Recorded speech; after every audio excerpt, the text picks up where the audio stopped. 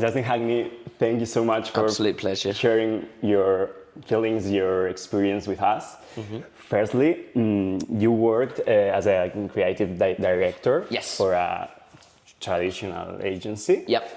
But you changed your career. Yes. You began with AI. What Yes. was the thing That split made it? you? Yeah. I've always been fascinated in AI, you know. The idea of where AI was going to go since I was a kid, you know. I grew up with things like The Matrix and The Sims video games, you know, so I was already thinking about simulations and everything. So about 4 years ago, when I started seeing some of the earliest generative pieces of work, I was obsessed. And I was very lucky because I have a traditional filmmaking background, you know, commercials, documentaries, music videos, all sorts of things. But I'd always wanted to kind of code or get into AI, and I was looking at machine learning. I was looking at all different things, thinking, do I do a course? How do I get into this space? I think because I was posting online around the time of Starry AI and some very early DALL-E 1 stuff that was kind of starting to be trickled out into the ether, OpenAI saw that I was posting and talking, and they reached out. So I was very lucky to be part of OpenAI's first rollout program. This is like now nearly 3 years ago. Wow. ChatGPT was called Playground, and we had DALL-E 2, which would give 10 images at a time, and they were completely unfiltered, you know, like the biases were still there. And that being able to have access to those tools, which was such a leap at that stage of what anything I'd seen before, and the speed it could kind of produce these images, I realized at this moment, you know, that very night, I stayed up till like 4 a.m. creating, asking questions like, wow. I realized, okay, AI is here, and there is no going back. Like Pandora's box is opened. And I felt very lucky because it was just opening there in front of me late at night. So that's why I ended up, I quit my job, I got my savings, and I put it into building community, putting on as many events as possible. How important is it to build a community? Because you have said that Danny Boyle assisted to your parties, to your AI parties. Yeah. How is it to talk with the Slumdog Millionaire director?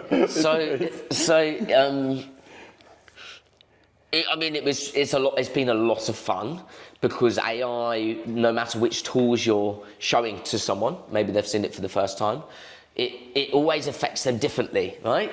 And there's a fascination, there's fear, there's all these kind of, it's a roller coaster of emotions. So to be able to have that opportunity to show it to various different industries, education, different types of what you would deem a creative, and engineers, teachers, then to be able to put it in front of like some of my heroes, like Danny Boyle, is incredible, because you know, you're presenting. Danny was since a young age. I used to do some acting, and I was in one of his films, 28 Days Later, and that was a point again, like in my life when I was young, where I realized, oh my God, I want to make films. So he was a huge influence on me when I was like 8, 9 years old. So then to be like, I've got something for you. Like, come over, let me show you some stuff. You can prompt, it's not a magic trick.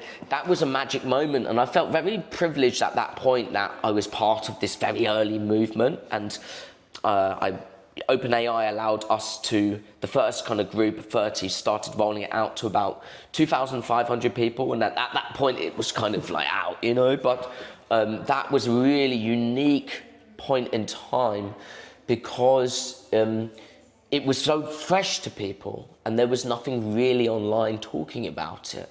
So you got this kind of unfiltered view and exploration of these tools, whilst now it's kind of, everything's a bit more set, everyone's talking about it, so there's a lot more fear, there's a lot more anxiety, there's a lot more polarization of thoughts and in headlines, you know? Yes. Yeah. Justin, what's your role now in ElevenLabs? Yeah, so about a year ago, I was, they reached out, And originally they were like, it was like a media job, you know, like an editor or something. I was like, I'm a creative director. I'll do you more like service, and I want to if I help you build community, build collaborations, and tap into the AI ecosystem. They're developing tools really fast. Incredible team, like beautiful engineers. The brand is really starting to come into its own. But it's like, there's a big part of, even though everyone's using the tools and stuff, there's a big part of what needs to be done is connecting this to people, to voice actors, to production companies. Yes, to companies. There's also all these companies on like our grants program or who are creating new ideas and innovation around education or accessibility or entertainment. And it's like we need to make sense of all of these things. And I think if we, do videos with them whilst doing videos around our tools and set up initiatives and festivals and all these sorts of things, then we can all rise together as a kind of collective whole, which is very important in a space that can feel very competitive. After working 1 year there, yes. What's the most surprising use case of ElevenLabs? That I've seen? Surprising. We did a hack of so many, right? So might have to list a few. In terms of accessibility, seeing that there's now a bunch of different companies that are using real-time speech and vision so that people who are blind or have issues with navigating or understanding the spaces and things around them. It's so great to see that ElevenLabs can be used as a tool for people to finally have the opportunity to, go out by themselves and kind of have a conversation about like, you're on this street, you go down there, take a left, this is what's on the menu, so it opens up the doors for a lot more fairness in the world. Beyond that, then you've got these things that are like, seem quite simple when you first understand, but then when you really think of the effect it's gonna have, these like dubbing. The fact that we could do this interview here, and then you could just go and chuck that in and export that into 32 different languages. And I will sound like myself in that film, and you will sound like you, and you, right?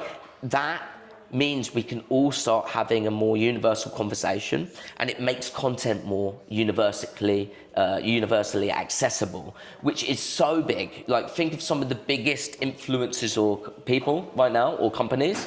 It's because they have international reach.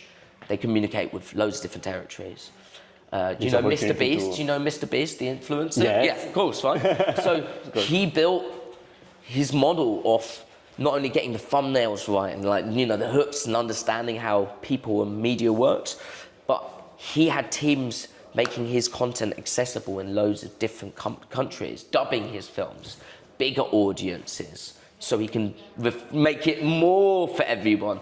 So everyone right now, like today, months ago, has the opportunity to make all their work be seen and heard in, right now, 32 different languages, and that number is going to just keep going up.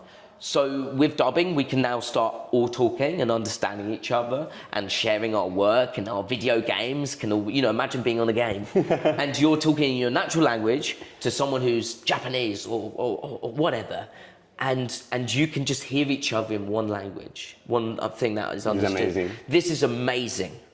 So at first, you're like, it's a cool tool, right? Yeah, I see, dubbing. But then when you think of what that means for communication and as a whole, that's a huge leap for humanity.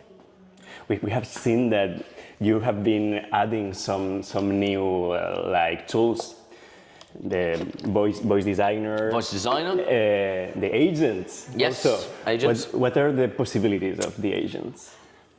Conversational AI is the future because it allows all of the image, video, language, assistance that you can get with AI to be in the palm of your hand, in a fridge. In your sunglasses. In your sunglasses. in a pane of glass in your car, in a museum on a wall. It allows all the intelligence and accessible, like control and creative freedom of AI, all of the AI, to be accessible in anything. Now, that kind of makes any piece of hardware, furniture, anything that you want to have feedback with or help bring intelligence to, it makes that accessible now. So we're going to see incredible innovation of products, we are going to talk with everything. No longer will you be like, please hold the line. Your call is important to us. There are 10 people waiting before you. Banks, you'll be able to call them at 3 a.m. when there's a crisis, because we won't have this problem of having to wait. And I think it's going to be really interesting to see, because there will be displacement of work, right? But it's going to be really interesting to see how people who add value through customer support, how can I help you today, but having to do quite a robotic job, what will it be like when those people are bringing that customer support, that care, those connections back to humanity, whilst we have all this catered for? That means we can get back to being human, which for me is one of the best things out of this AI ever. People think, oh no, we become more part of the matrix or the machine or whatever. No, it's like, no. We now get back to being more together as one, kind of as people, you know? Is it your first time here in Malaga? Yes, in Malaga, not in Spain, but yeah, in Malaga, yes. How is it going? Oh my God, I mean, come on. I was in Cornwall just before here, so I had to get a flight from there, and the wind was like sideways, and the rain's, it was cold and miserable, and I think I'm going to have to come out here for the colder months of London a bit more often. Thank you so much. Nah, it's all good.